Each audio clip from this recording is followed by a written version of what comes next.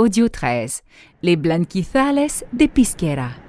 Nous pouvons trouver des formations de blanquizales dans certaines parties de la zone centrale du parc naturel, mais il y a d'autres endroits où ces formations ont atteint un haut degré de maturité.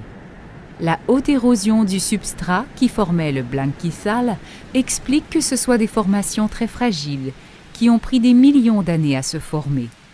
Le fait d'essayer d'y monter ou tout simplement de prendre une des plantes qui soutient leur structure superficielle augmente la rapidité avec laquelle la pluie et le vent les érodent jour après jour.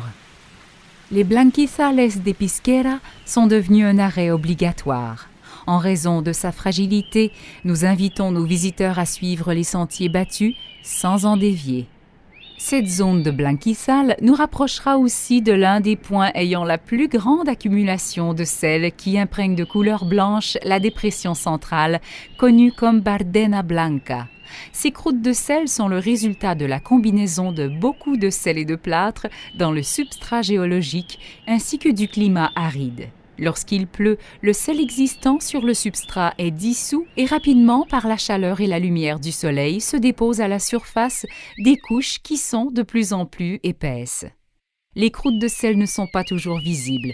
Cela dépend des saisons, des pluies les jours précédents, de la lumière, etc.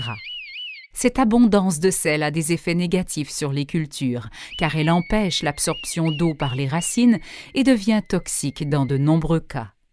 Certaines plantes appelées xérophiles, qui signifient amies de la sécheresse, ont développé des structures leur permettant d'éviter la sécheresse.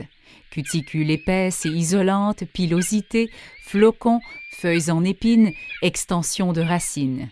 D'autres espèces demeurent en graines jusqu'aux premières pluies et fleurissent en hiver quand il y a plus d'humidité. Les plantes halophytes, signifiant plantes de sel, ont réussi à aller un peu plus loin.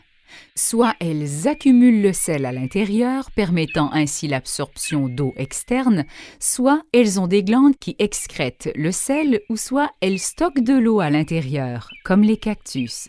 À Bardenas, nous trouvons plusieurs de ces espèces qui se sont adaptées.